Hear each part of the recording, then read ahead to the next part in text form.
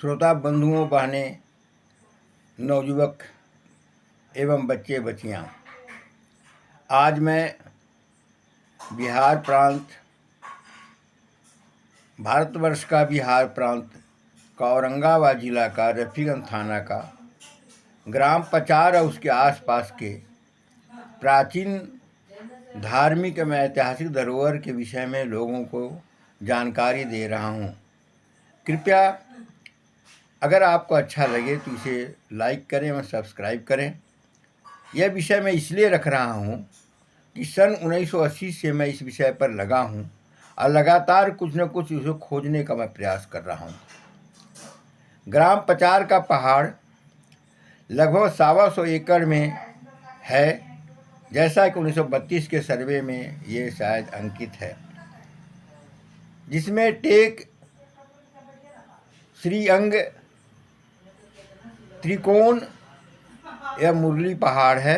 ये तीनों चोटियां हैं, सब मिला के एक पहाड़ है और उससे लगभग आधा किलोमीटर की दूरी पर च्यों पहाड़ है और 2 किलोमीटर के बगल दूरी पर उत्तर की ओर मई पहाड़ है एवं 4 किलोमीटर की दूरी पर जाखिम पहाड़ है। सरावक पहाड़ से 1 किलोमीटर की दूरी पर सरावक पहाड़ है। धावा नदी है जो बरुंदा भरौंदा से जो 7 कुंड है, जिसे भुराह कहते हैं, वहाँ से प्रवाहित होकर के पुनपुन में मिल करके गंगा में समाहित हो जाती है। देवकुली पहाड़ सरावक के बगल में ही है, जो लगभग सरावक पहाड़ से 1 किलोमीटर की दूरी पर है। देवशिला और ढोसला पहाड़ भी पचार पहाड़ से लगभग 1.5 किलोमीटर की दूरी पर है।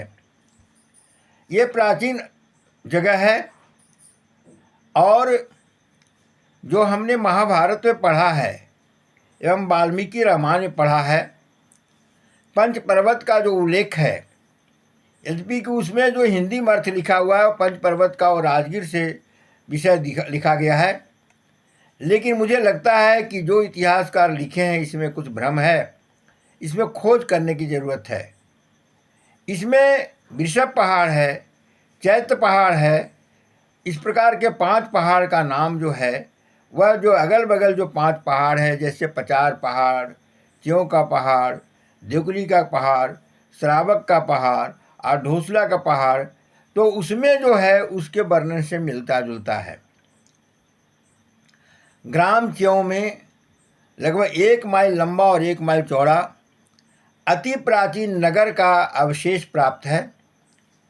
लोग कहते हैं कि उसमें एक बहुत बड़ा नगर था और जहाँ बामन गली था, यानी बामन राजपथ था और 56 बाजार था।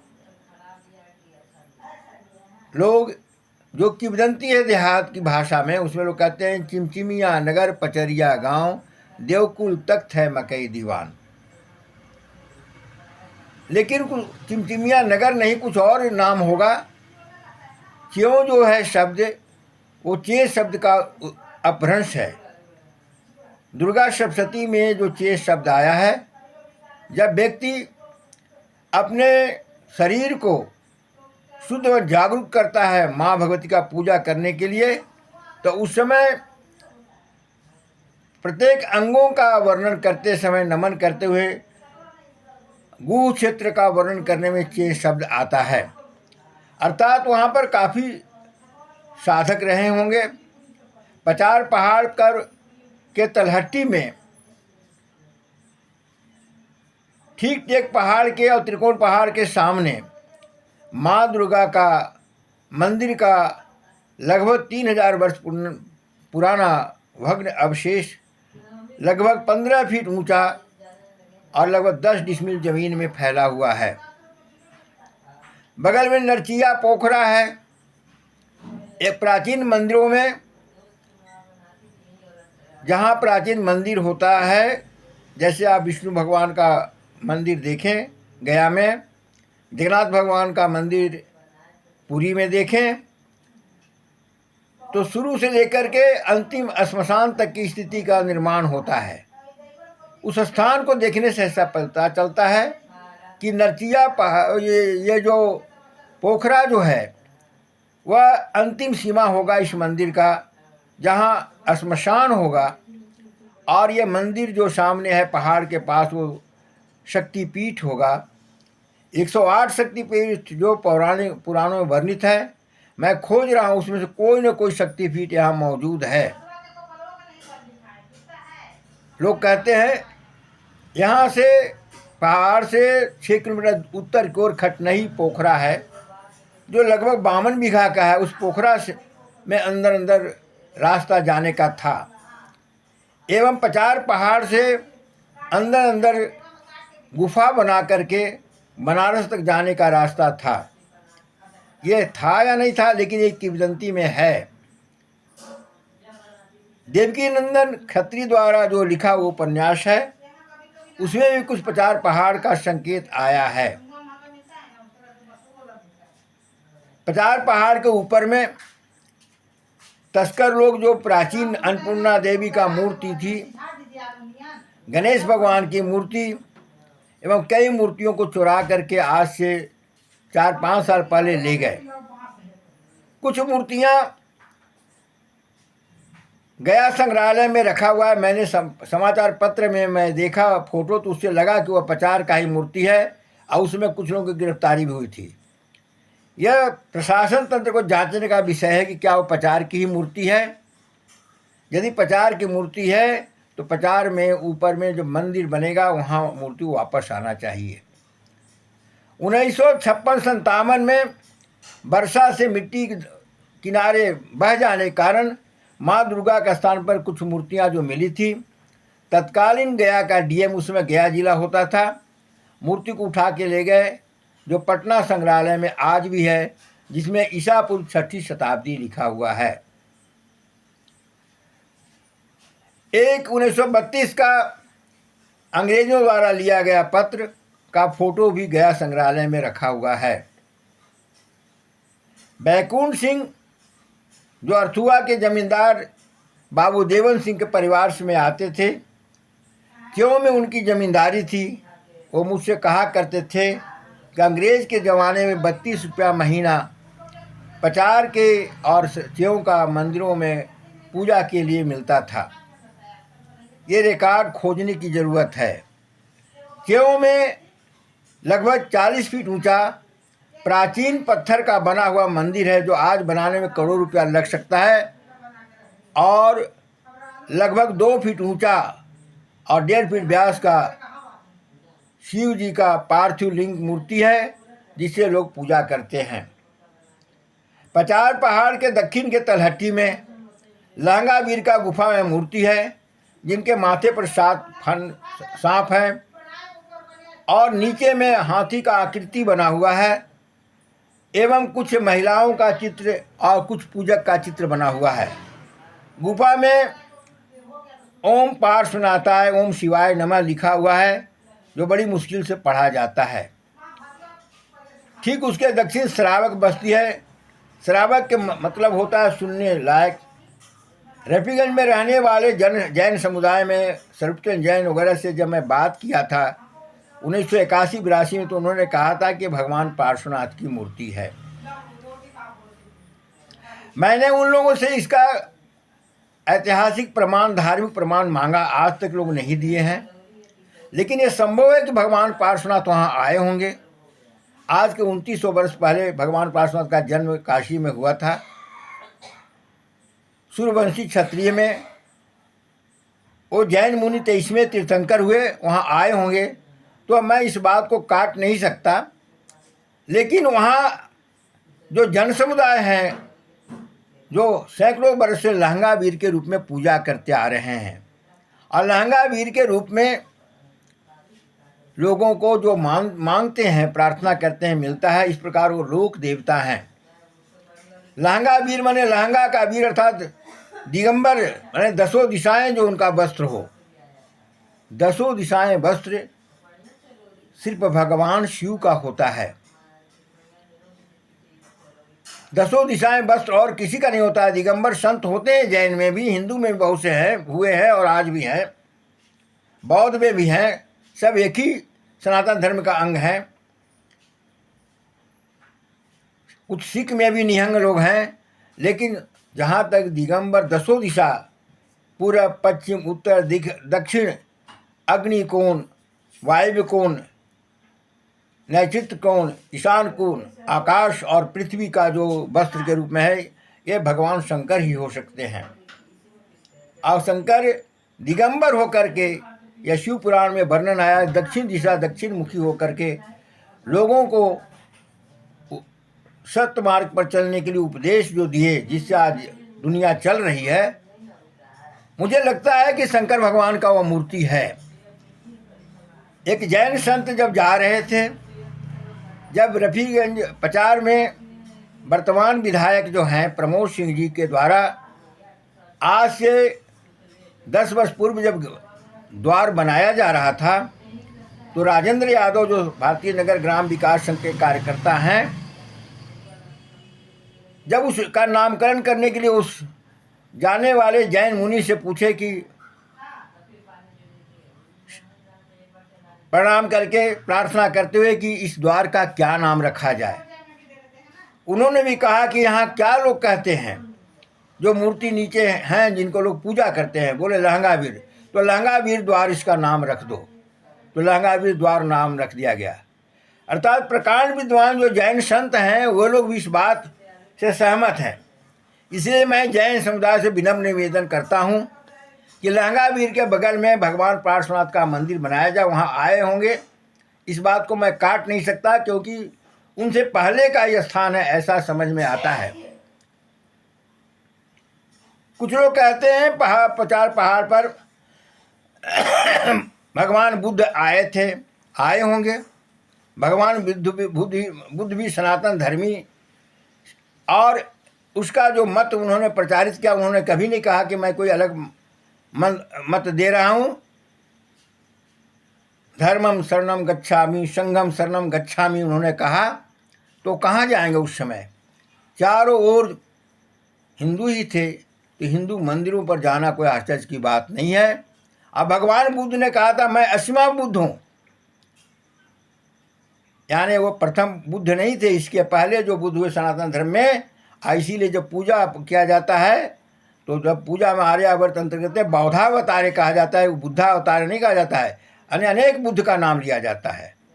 बंधुओं, थोड़ा विषय अलग जा रहा है, लेकिन मैं इस जगह का वर्णन कर रहा हूँ। जब मुझे कुछ सामाजिक कामों का अनुभव हुआ, तो मैं देखता था कि प्रत्येक साल 200 से 400 लोग, 500 लोग तक के आते थे, पूजा करते थे, मनीता मनाते थे, और लहंगावीर बाबा की जय का घोषणा करते हुए प्रचार पहाड़ से का परिक्रमा करते थे, नीचे से ऊपर तक के। लोग आपस में कई बार मारपीट भी हुआ था। मुझे लगा कि इसे ठीक करना चाहिए। संघ का शाखा मैं प्रारंभ कर दिया था, राष्ट्रीय स्वयंसेवक संघ का। लोगों का बैठक बुलाया, बचार, च्यों, नीमा, ढोसला, सरावक एवं रफीगंज के प्रबुद्ध लोगों का 131 लोग 50 टेक पहाड़ पर उपस्थित थे। श्रावण पूर्णिमा के दिन 1980 में भारतीय नगर ग्राम विकास संघ का स्थापना किया गया, और यह चिंतन किया गया कि उस समय जो इस मंदिरों पर जो ध्वज फहरता होगा वो भगवा ध्वज ही होगा, जो भगवा ध्वज अति प्राचीनतम सनातन ध्वज है। इसलिए भगवा ध्वज रखा गया, जो आज भी फहराया जाता है। उस समय से अनवरत ये मेला लग रहा है। मेला धीरे धीरे संख्या बढ़ने लगा। आज तो 30 से 35 हज़ार लोग, कुछ लोग कहते हैं 50,000 लोग इस मेला में आते हैं। प्रशासन का भी पूरा सहयोग रहता है, और स्थानीय कार्यकर्ता जैसे श्री भोलानाथ वर्मा च्यों का, राजेंद्र यादव प्रचार का, अवधेश सिंह नीमा का, सियाराम सिंह श्रावक का, शंकरदास सिंह साहोकर्मा का, सुंदर यादव, मुंदर यादव,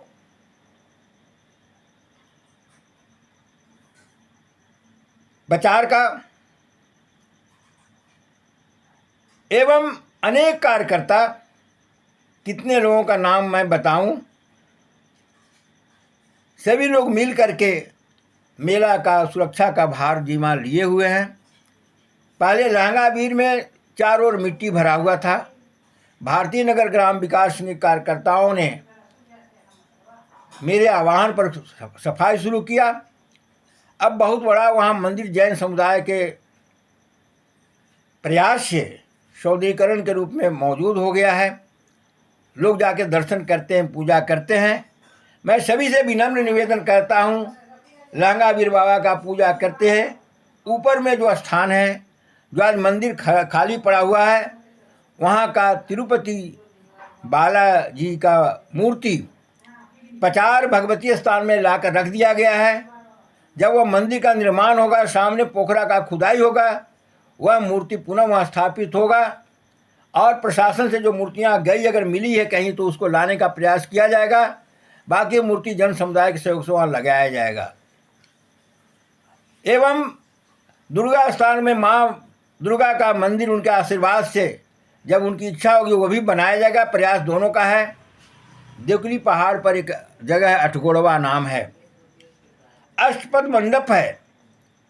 उस 8 स्तंभ के ऊपर में हजारों मन का चट्टान एक शिला रखा हुआ। कैसे रखा गया होगा ये सोचने की बात है, ये समझने की बात है। सामने कुंड है। कुंड का मुंह जो है पश्चिम और दक्षिण कोने पर स्थित है। मुझे लगता है अस्ताचलगामी सूर्य का वहाँ पर पूजा होता था। उससे थोड़ा दूर पर मकई दीवान का मकबरा है। मुगल काल में वहाँ पर जो मक्की नाम का, जो मक्का से आए हुए जो इस्लाम के लोग थे, उनका मकबरा लोग बना दिए होंगे। विष्णु भगवान का अति प्राचीन मंदिर भिकनपुरा में था। विष्णु भगवान का मूर्ति जो एक टीले पर था, ग्रामीणों ने ले जाकर के आज से 15 साल पहले भगवती स्थान में रख दिया है। वहाँ एक मस्जिद है। मुस्लिम जनों का कहना है कि ये मस्जिद 350 वर्ष पहले बना है। पूरा मस्जिद पत्थर का बना हुआ है। आप सोच सकते हैं 350 वर्ष पहले उस इलाके में मुसलमान नहीं थे, केवल चारों ओर सनातन धर्मी हिंदू ही थे। और जब लगातार आक्रमण पर आक्रमण हुआ, बहुतों लोगों को मुस्लिम बनाया गया। अब आज मुस्लिम के रूप में है, वहाँ लोग पूजा कर रहे हैं मस्जिद में। मुझे उस मस्जिद के प्रति श्रद्धा है, लेकिन इतना ज़रूर कहना है कि हो सकता है संभव ये सरकार इसको पता लगावे, क्या वही तो भगवान विष्णु का मंदिर नहीं था? आवाज मूर्ति बाहर रखा हुआ है। ये पता लगाने की चीज़ है, क्यों में खुदाई करने का चीज़ है। मई पहाड़ पर ऊपर में बहुत से मूर्तियाँ निकली थी। हिंदू लोग को जितना सजग होना चाहिए सजग नहीं होते हैं, और जो लोग हिंदू समाज के लिए काम करते हैं दूसरे लोगों के प्रेरणा से वे लोग उन्हीं पर आक्रमण करने लगते हैं। आज से 70 वर्ष पहले एक वहाँ के साधारण व्यक्ति, नाम मुझे ज्ञात नहीं है, और उसने जब वहाँ मंदिर बनाने का कोशिश किया तो तत्कालीन जमींदार बाबू शंकरदयाल सिंह को वहाँ पर रहने वाले जो मकबरा के समर्थक थे उन्होंने आग्रह किया कि इसको रोका जाए। और उन्होंने कहा भाई ये तो बौद्ध कालीन जगह लगता है।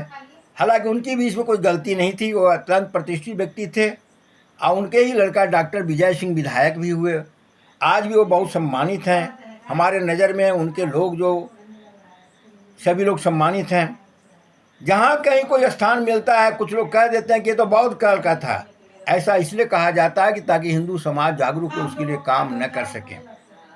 ये एक षड्यंत्र है, इसको सोचने की बात है, खोजने की बात है। और जो है वह स्थान भी ऐसे ही पड़ा हुआ है।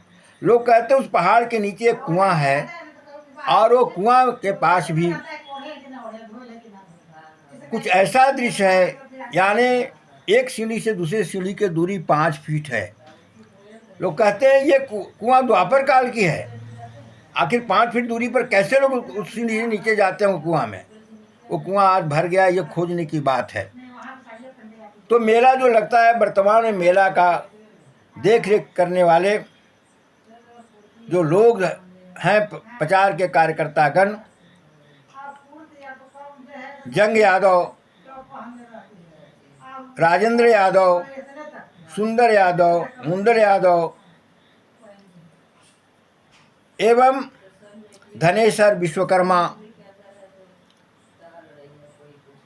एवं पलखन प्रजापति, सरजू भगत, नंदू चौधरी,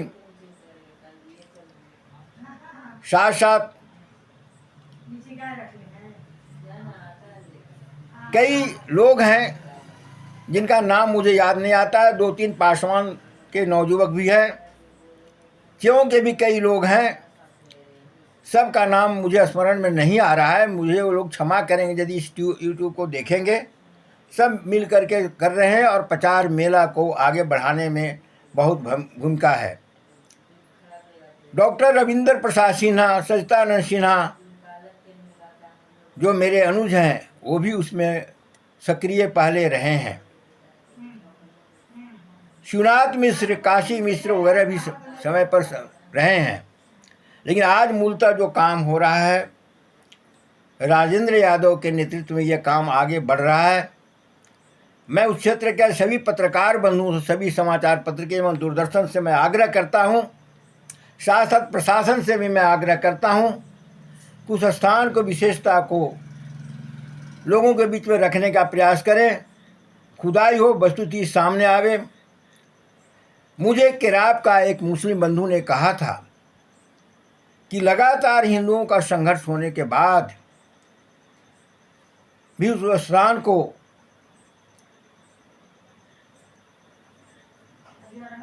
उस समय का मुस्लिम सल्तनत कब्जा नहीं कर पा रहा था।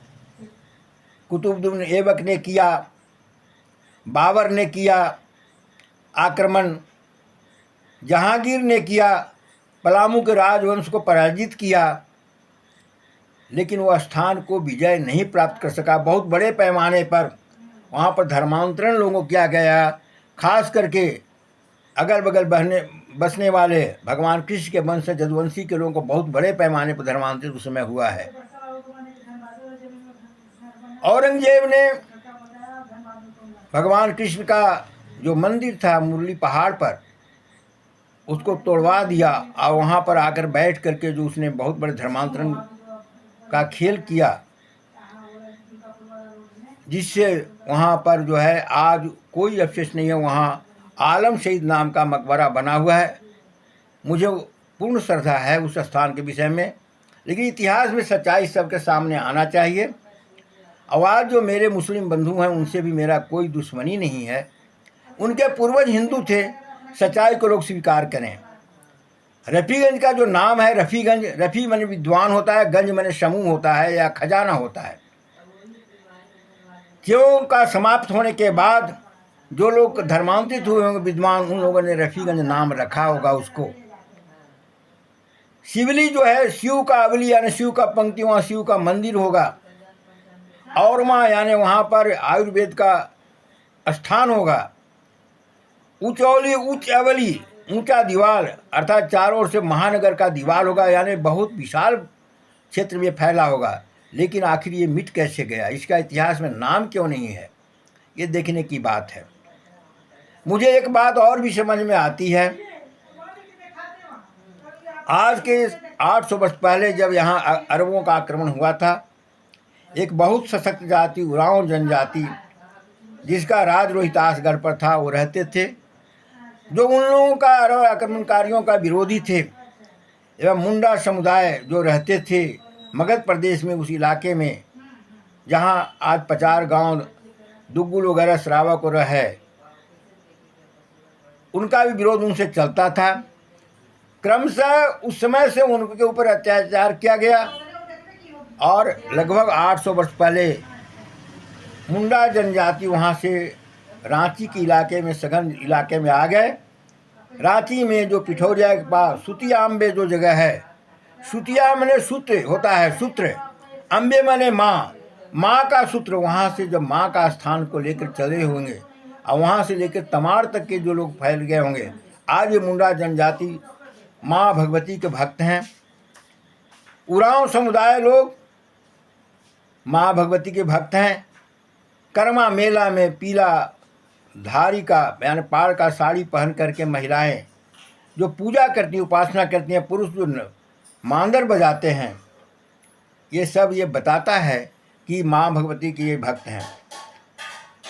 धावा नदी, ऋग्वेद में धावा नदी का वर्णन धावा पृथ्वी धावा नदी करके आया है।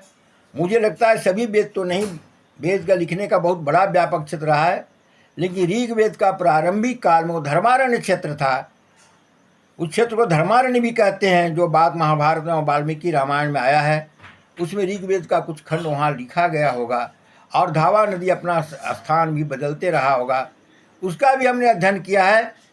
पहले आज से हजारों वर्ष पहले धावा नदी टेक पहाड़ के उत्तर दिशा से बहती होगी, उसका अवशेष आज भी मिलता है।